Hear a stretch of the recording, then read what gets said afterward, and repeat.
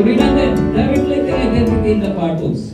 Now, dito po, makikita natin buksan natin sa book of Genesis, makikita natin the first man name na kung saan ibinigay ng Diyos sa kanyang pangalan, it was the first man. First man. The book of Genesis. The beginning. Yes. Adam. Why Adam? Bakit Adam ang pangalan niya? Because the word Adam is meaning ground or earth. Because Adam came from the ground. Came from the earth. Lupa. At dito nagsimula ko sa sinabi mo, sa alabok ng galing ang tao, sa alabok din po mawawala. So doon. Kaya Adam was the first man named after kung saan sa kinuha. Adam. Why Eve? Bakit si Eva? Dahil iba-iba ang gusto na lalaki. Eve. Meaning, sa Tagalog kasi iba-iba eh. Iba-iba ugali. Eve meanings a mother of all living. Ayan, siya kasi ang first woman. The first woman created by God. Right. Siya yung ang ibig sabihin po nito. Then another example is Moses. Moses is thrown out, meaning po, at ginawa siya sa tubig. Actually, nung siya pinalutang-lutang doon po sa river. Kaya, pinalutang-lutang siya sa river. Nung siya nakuha ng prinsesa, ang tinawag sa kanya, Moses, because he came from water. At iniyaon siya sa water, ibig sabihin ng Moses. Then Jesus, meaning the Yahweh or the salvation or the Savior. Okay. Then another one is God permitted po na baguhin ang mga pangalan ng ibang taong hindi karapat-dapat sa pangalan na yan. At ito po yung halimbawa. Si Abraham came from the word Abraham into what? Abraham. O isang school teacher, tulungan niyo ako ha. Hinirap ko mga Sunday school teacher. Next meeting, mag-meet na tayo. Okay. From Abraham into Abraham. Why Abraham? Because he is a father of all nations. That's right. Okay. So another one, to change about another name is Jacob to Israel. Why? Jacob, from name Jacob to Israel. Kaya doon po nagkaroon ng isang country at ipinangalan po after Jacob. Jacob, ang pangalan niya noon ay Jacob. The meaning of Jacob was Mandurugas, Mandaraya. Ano pa yun? Ano pa? Deceiver. Mapaglamang. But Israel is God chooses about the name Israel after po kay Jacob. Right? Kaya binago. Ito ang blessed name na ibibigay ko sa iyo. Simon, into what name? Peter. So Peter meaning rock or stone. Ayan. So, maraming Kristiyanong rock and roll. Right, that's We are right. after Peter. Iba ang definition nun, ha? That's right. Definition nun. Pero mamaya pa, tatalakayin natin. So in the Bible, naming child was a deeply significant act or pertaining to the meaning or definition po nito. We are not after the dictionary. We are after about sa Greek at Hebrew words na gagamitin. Okay, now, dito naman, in the Bible naman, the parents are responsible to give names of their child. Okay, now, halimbawa, si Abe, ang nagpangalan kay Cain. According sa Genesis chapter 4, verse 1. At ang sabi niya, and Adam knew Eve, his wife. Yung sinabing knew Eve, ibig sabihin, kinasal silahan. Ang nagkasal dito ay ang Diyos.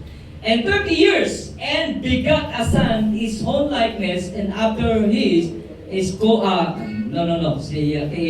Lisette pala yun. Sa verse 1, sabi dito, and Adam knew Eve, his wife, and she conceived, and bare Cain. Ayan nung siya ay nagdadalang tao, at dinalang tao niya si Cain, and she said, I have gotten a man from the Lord. Ang ibig sabihin ng Cain, I have gotten a man from the Lord, or a man from the Lord. So si Abe ang may responsibilidad na nagpangalan kay Cain. Si Seth naman, si Adam naman ang nagbigay sa pangalang Seth kay Seth. Sa Genesis chapter 5 verse 3. Ayan. So after na namatay po si Abel, pinanganak po itong si Seth, and Adam lived in 130 years and begot his own likeness. Kamukha niya likeness, and after a age and called his name Seth. Ang Seth pala, ibig sabihin, kamukha. Kahawig. Ayan. Yun ang tinatawag na yun palang kahulugan sa Hebrew word. Okay, hindi pala junior. Hindi pala junior. Ngayon, sa panahon ngayon, pagkamukha, kahawig, ba't hindi mo pinangalan ng junior yan? Kamukha mo di ba? Right. So yun. So dito, makikita naman natin, ang Diyos nagbigay naman before birth Right. of a man, of a person. Right. So ang Diyos ay nagbigay din po siya ng mga pangalan. Sino ang halimbawa? Si Ismael. The word Ismael ay ang Diyos ang nagbigay ng unang pangalan sa anak kay. Kaninong anak si Ismael? Abraham. They are the Egyptian woman. Kay Hagar. Hagar. Hindi pa sila Egyptian, no? The firstborn from Hagar. Hagar. Si Hagar ay katulong. Hindi magkaanak-anak itong siya, nagmamadali sila dahil ang pangako ng Diyos, magkakaanak, ibaog si Sarah. Ang ginamit si Hagar para magkaroon ng anak. Ganun kasi noong unang panahon. Kapag balo ang isang ang babae sa panahon na yon, ang pwedeng kumuhang asawa, kaya daming asawa nun ay doon sa katulong. At ang katulong hindi pwedeng magreklamo. So si Hagar, si Ismael. Then another one is, nung ipinanganak na po si Isaac, ang Diyos pa rin ang nagbigay. Sa Genesis chapter 17 verse 19. And God named Isaac. Nung ibinigay na yung blessing nito kay Hagar, or Hagar. The other one, God named John the Baptist. Yeah.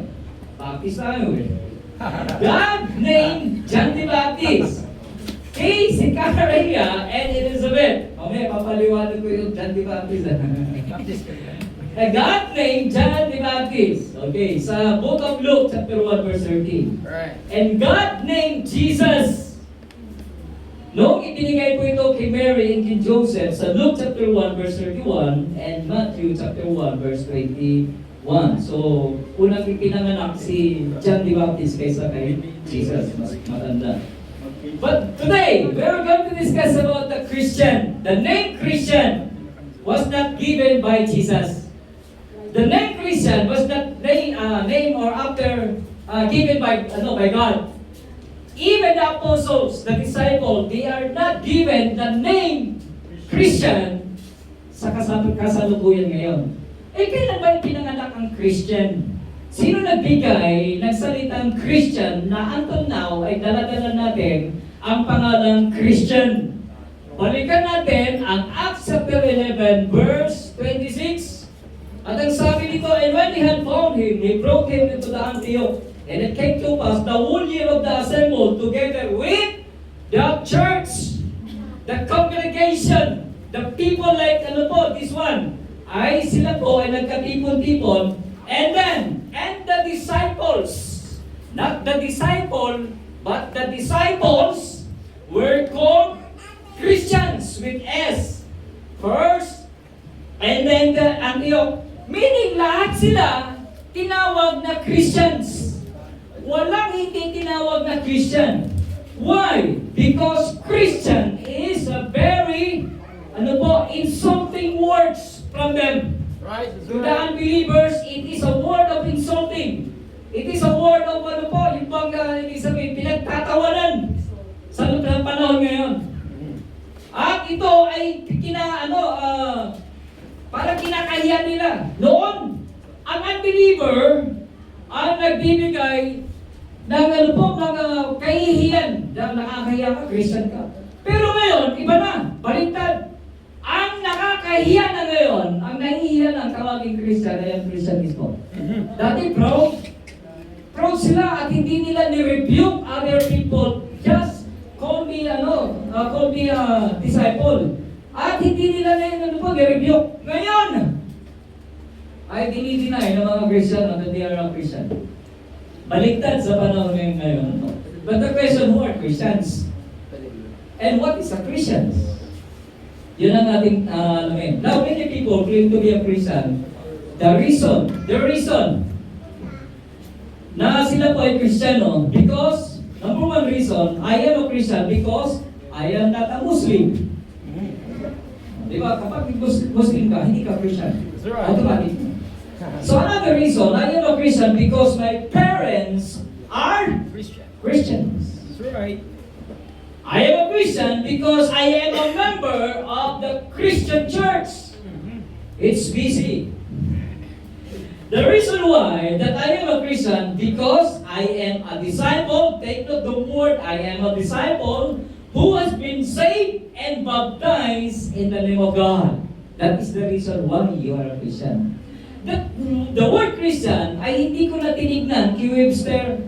Hindi ko na tinignan sa English Dictionary. Ang titignan ko ngayon, dito po sa Book of Acts chapter 11 verse 26. Originally, came from the Greek word, a Christian word. The literal meaning, meaning, the word Christian in the Greek word is Christianos. Christianos. Pag single word, Christian. Cristiano. Walang S. Okay, now Cristiano.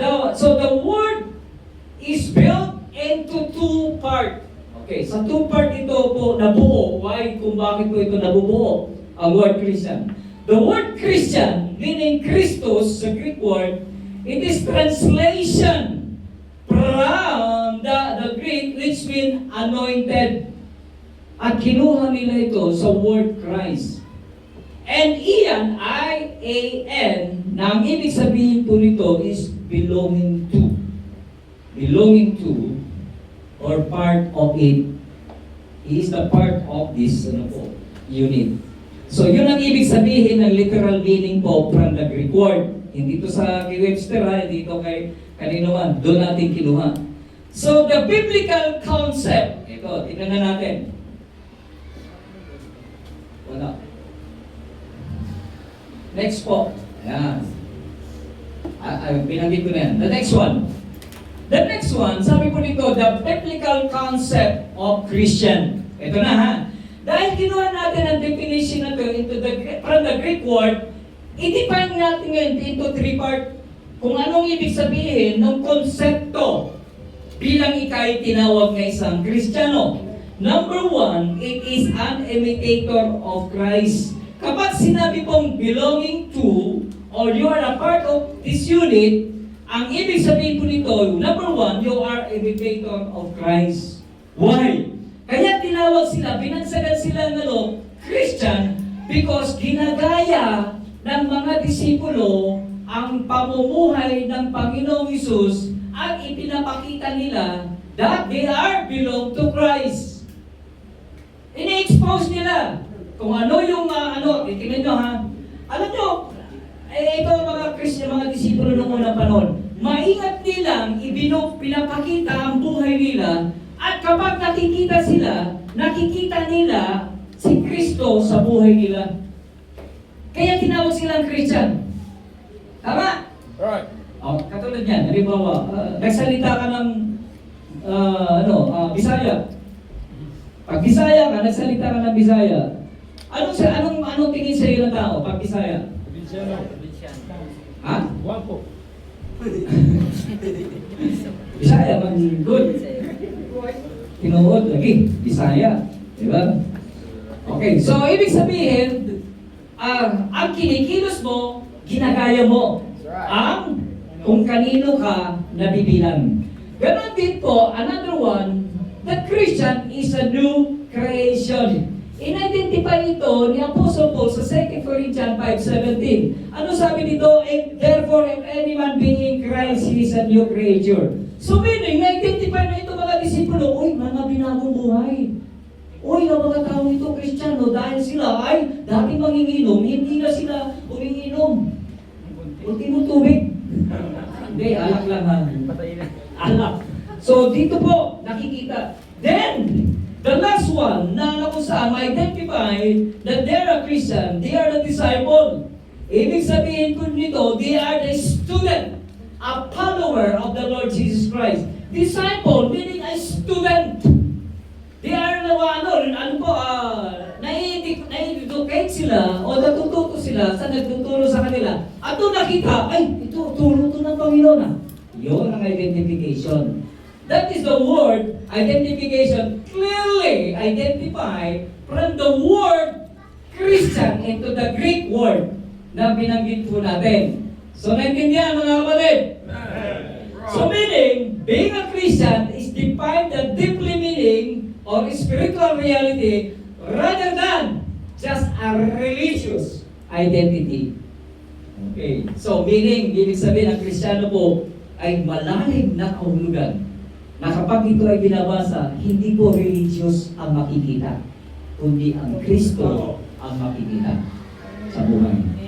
Huwag natin sabihin na, ito, nagsipasok sa, sa HBC, ay mga Kristiyano yan, mga yan. No. That is not the real meaning of Christian. Oh, di ba? Hindi yun ang real meaning ng the word Christian. When others look at you, will they see the life of a Christian, of course. At dito natin makikita sa 2 Corinthians 3:2.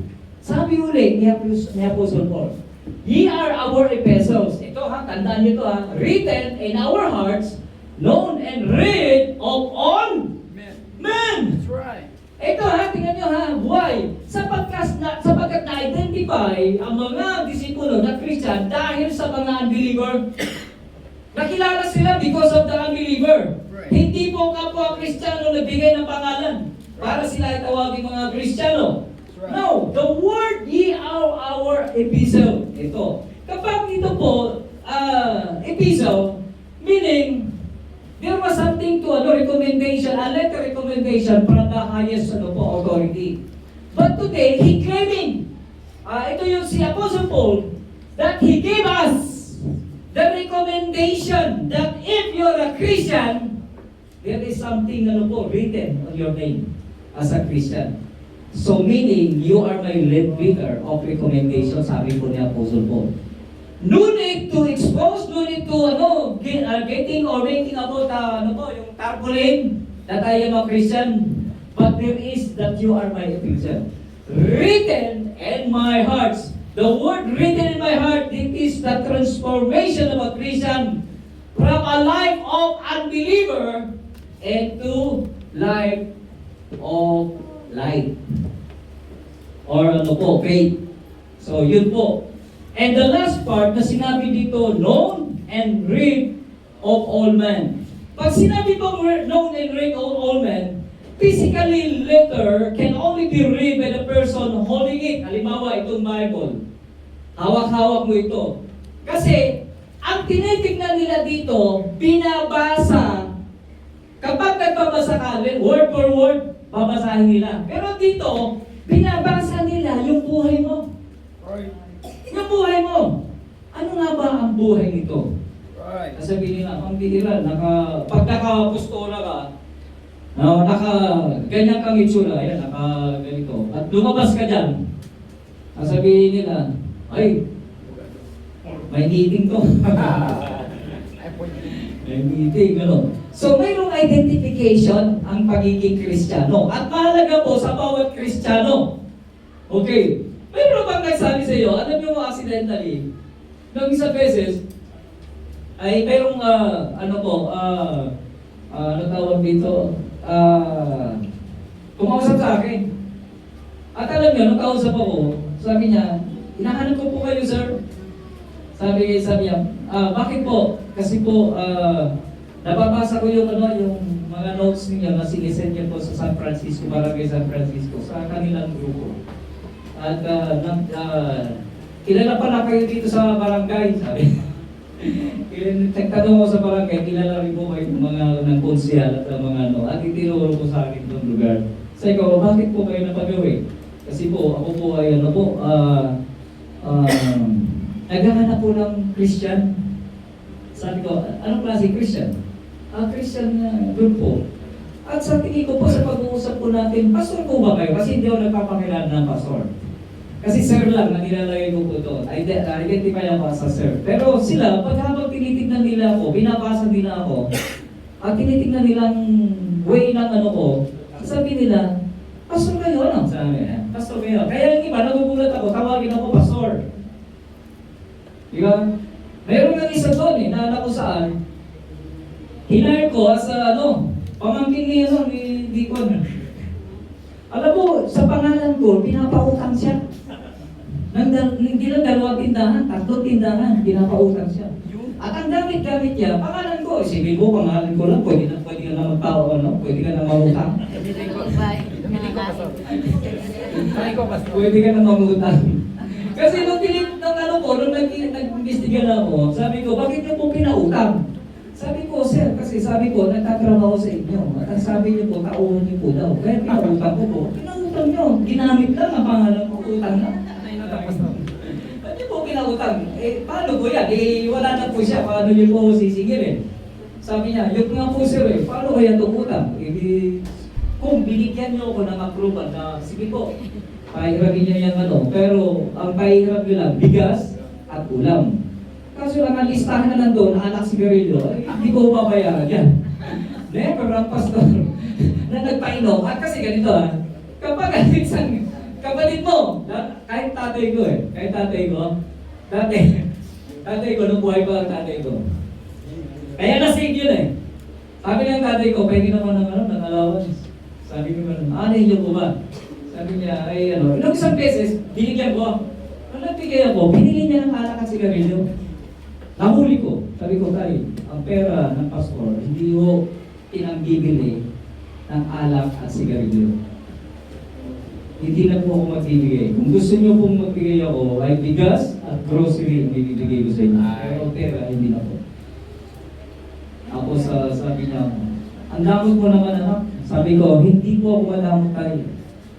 Kaso lang, tinuturuan ko lang kayo ng tama pong paggamit sa pera. Isipin niyo po itong perang ito, biyaya ng Diyos galing sa akin. Tapos, ang mangyayari, gagamitin lamang ito sa kaloohan, hindi ako pahirap. Blessing ng Diyos to Pera ng pastor. Ito tandaan niyo, pag pera ng pastor, respeto niyo. Pag pera ng Kristiyano, respeto niyo. Huwag nyo ibili ng bisyo. Bili ng Diyos yan. That's right. Diba? At yan ang dapat ninyo pakaingatan. Gamitin ang tama at maging wasto sa pag-aalaga sa biyaya ng Panginoon. Right. So, yan yung kailangan ng identification. Nasave ang tatay ko, not just because of sharing the Word of God, because the life that I have shown you, na pinakita ko po sa kanya, sinabi niya, buhay ang Kristo sa buhay mo. Tatay ko, hindi naniniwala sa Diyos, pero nakakilala siya. From Binyang, dito po, dumadalo yun. It was, bago pa mag-pandemic, nung siya ay namatay, umiyak ako. Why? Kasi yung huling araw, na lang saan, may mga bisita, at sinabi niya, umaga, bago magsimba, malilate na ako Malilate ako. Sabi niya, anak, sunduin ko ako. Dadalo ako, gawa ng wala akong pamasahe. Ano pa yun? Nireject ko yun. Sabi ko, tay, pasensya na. At malilate na po ako, mas marami pong naghihintay sa akin. Next week, promise, susunduin ko kayo ng mas maaga. Kasi gano'n ang ginagawa ko, sinusundo ko. Pag binibigyan pa ng pamasahe, advance para siya ay pumunta rito. Isipin mo, from Binyang mas malayo siya. Na, yung ibang nakatanda dito, namilit ng tatay ko. Namit mo ng tatay ko, di ba? Hindi ba? Hindi niya namit. Nalimutan niya. Namit ng tatay ko dito. Hindi kayo hindi dumadalo. Lagi nakasumbrero ito. Okay, so yung mga nakakaalam na dito, yun na po. Pag nakita mo mukha ko, Kamukha ko. Tatay ko. May bigote lang yun. At kung gusto mo makita ako ng bata, kasi Aaron naman. Pero nagkuha po ako. So, identification. Number 1. Ito ba, last part. Dito po sa ating pag-aaral, nung sinabi po ni Apostle Paul that once as we grow and shall we live continuously in our life po as a Christian. Sa Philippians 1:27, sabi po dito, only let conversation be as the becoming the gospel of Christ. Dito na po yung kukunin natin, yung word na yan na napakalaga. Yung the word conversation, it means the entire way of life, your conduct, and your moral character or behavior is a very important. Kapag pinag-uusapan, ang Biblia, dapat na-expose sa buhay po natin, ang Biblia, become it the gospel of life. Let your conversation be as, tingnan nyo po be as, nakatulad po ng the gospel of Christ. Ini-expose po natin ang kapahayagan po nito. So meaning, first of all, the behavior of a Christian people. Right. The behavior. Number 1, there is a behavior expected in a Christian. Pag sinabing Christian, they are expected of the behavior of a Christian. Pag sinabing Christian ka, tapos nagmumura ka, yan ba ang Kristiyano? Yan. Laging mayroong fight back para sa inyo. Para i-define sa atin that you are a Christian, why you are living like that? Why you are possessing the other character na mayroon po. So conversation, meaning it is a very important and a moral behavior po ng mga Kristiyano. So, when we talk about this, nung sinabi ito ni Apostle Paul, our conversation that Paul speak of it is more than our talk. Alam mo, madaling magsalita that you're a Christian. But, living as a Christian, it is too hard to show the word Christian life.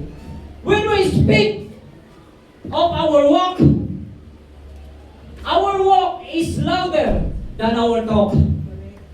Tama? Sinabi mo na ikaw ay na ikaw ay Kristiyano, pero hindi ka naman kumikilos o lumalakad bilang isang Kristiyano.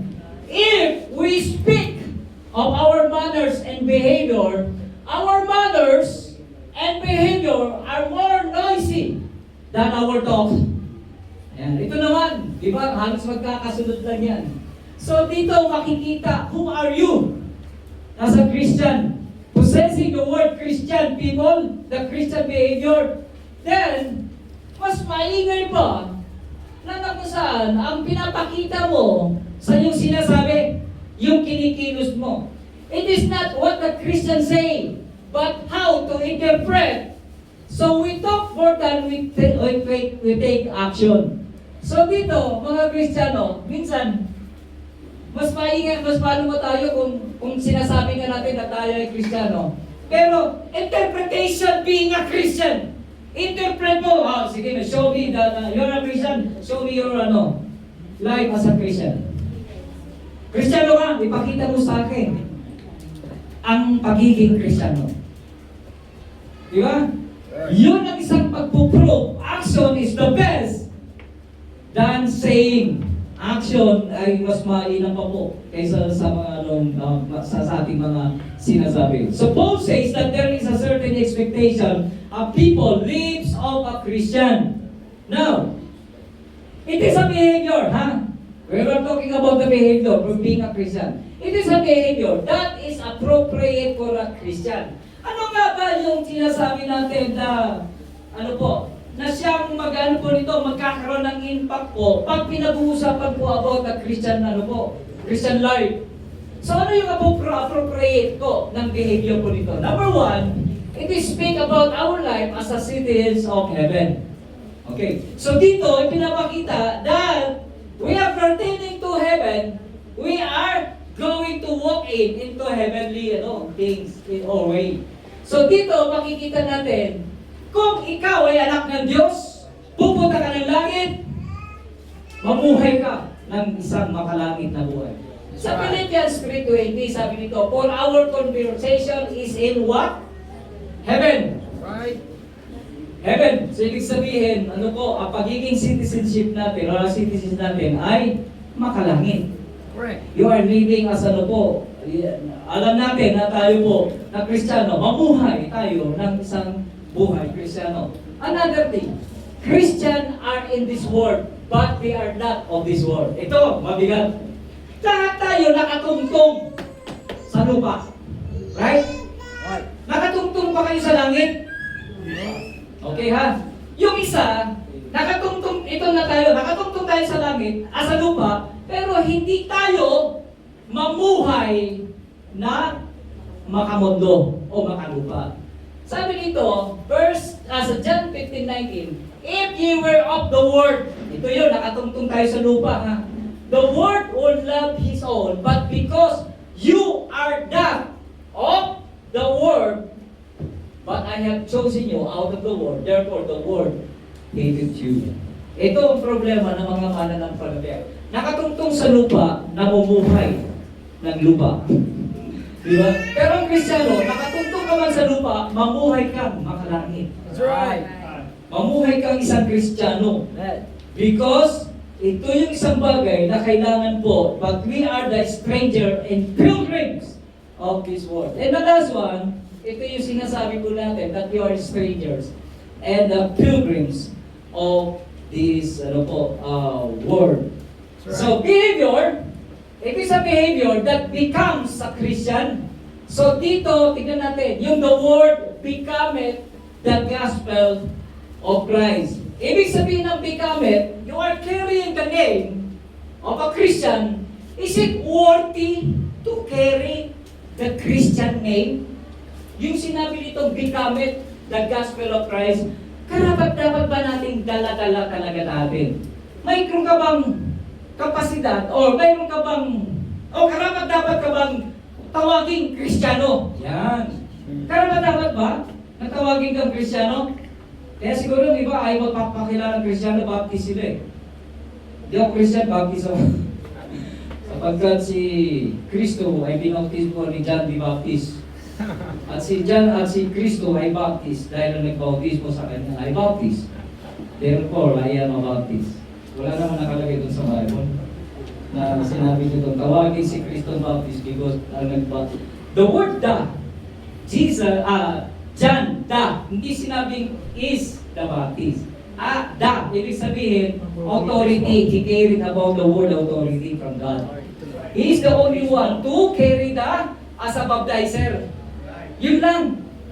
Kaya si Kristo nagpabautismo kay John. Kung si John ay John the Beloved, hindi siya magpapabautismo kay John the Beloved.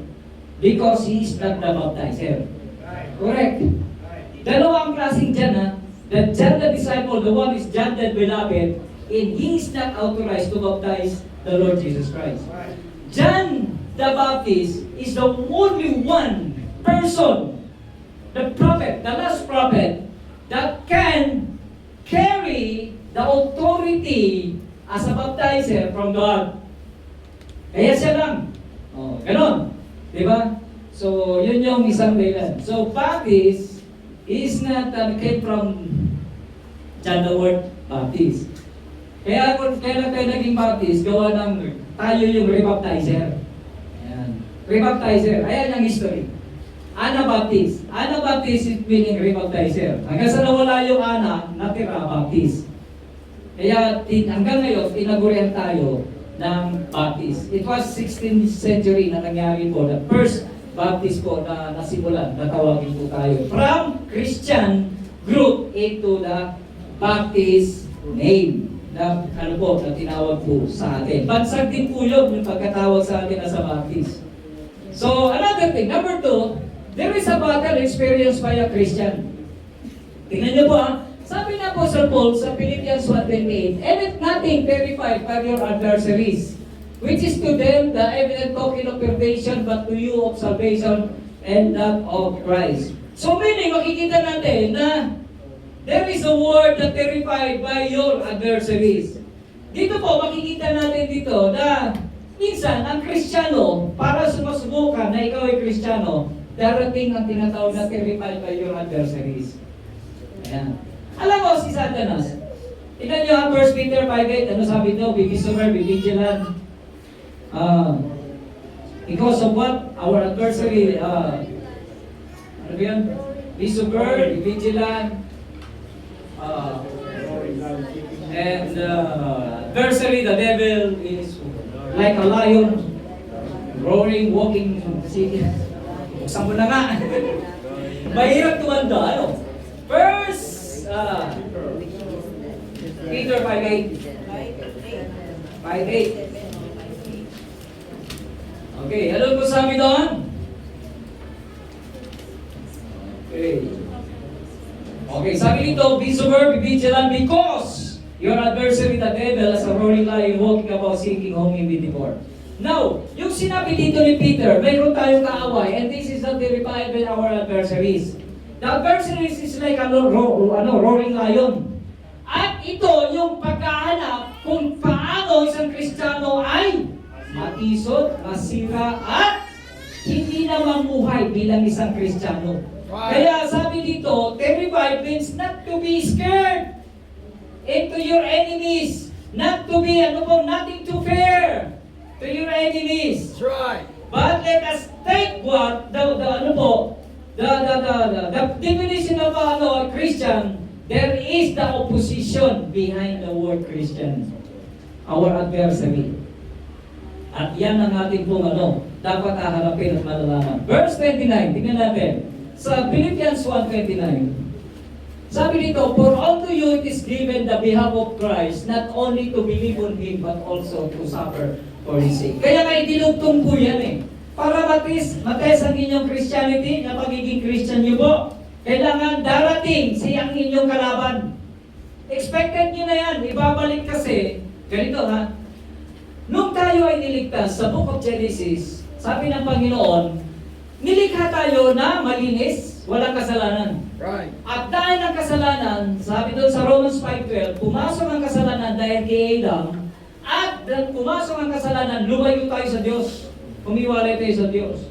At dahil doon, nagsumikap ang Panginoon na ibabalik ko tayo sa trono ng biyaya ng Diyos. Kaya ang Panginoon Isus namatay, napako sa krus ng Kalbaryo para bayaran na yung kasalanan at dalhin tayo sa langit. Now, nung kayo ay Kristiyano na, gusto rin ni Satanas na ipagsak uli kayo. Kasi, be sober and be vigilant because the adversary or the devil is walking and seeking whom he may devour. Ito yung sitwasyon na kung saan ay kung bakit hindi lang tayo maligtas, kundi dapat din matutunan natin that there is an enemy. And Philippians 1:30, having the same conflict which you saw in me and now here to be in. Tingnan niyo po ha, dito sabi ni Apostle Paul, ako naranasan ko mga kapatid. Kaya hindi pwedeng hindi nyo rin mararanasan. Nakita niyo sa buhay ko, ang hirap na dinanasan ko nung sumunod ako sa Panginoon. Yan. At dahil yun, automatic, kaya sinulat niya ito sapagkat naranasan niya, nung siya naging Kristiyano, naranasan niya para lang siya ay bumalik at tumalikod, naranasan niya lahat ng mga bagay ng hindi maka-Kristiyano bagay. There is the three things. There is the three things that are important as a Christian. What is it? What are they? Number one, first is proof that our faith is real. Ito yung tatlong bagay na mahalaga sa pagiging Kristiyano. Gusto mong malaman kung na talagang ikay Kristiyano? Ititest ang iyong faith kung totoo talagang ikay na nampalagaya sa Panginoon. Another thing, the secondly, it is a proof that we are real. After that you're testing about the faith is real, then proof nito that you are real a Christian. Lastly, it shows that our God is real. Because God is said, I will never leave thee nor forsake thee. If God be for us, who can be against us? That is the definition that God is real. God is in us. At yan ang isang bagay kung bakit na-define po ang salitang Christian. Are you a Christian? Amen. Christian, ang mahalaga pong buhay para po tayo ay makilala bilang isang Kristiyanong totoong nabubuhay. And the last thing, the last word, this word will never believe what we say until we say what we believe. Right. Kasi sabi ng iba, to see is to believe. Di ba gano'n naman ang Kristiyano? To see is to believe. Are you a Christian? If you're a Christian, let me see. Then, I will see. I believe what I saw. Ito yung sinasabi po, that this word, the unbeliever, will never believe what we say until they see what we believe. Right. Mga Kristiyano, Christian, let us make a difference. We are not a Christian because we are not, because we are a Christian because we are Protestant. We are Christian because we are evangelical. We are a Christian because of the, Protestante. Or another thing is Catholic. Or a Christian because we are, the reason why we are Christian because Christ lived in us. That is the reason. Are you a Christian because you are a Baptist? No. I am a Christian because Christ lived in me. So what is the definition of Christian? What is a Christian? Christ lived in me. Let's pray. Panginoon, muli Diyos, salamat po sa aming napag-aralan. Salamat po sa aming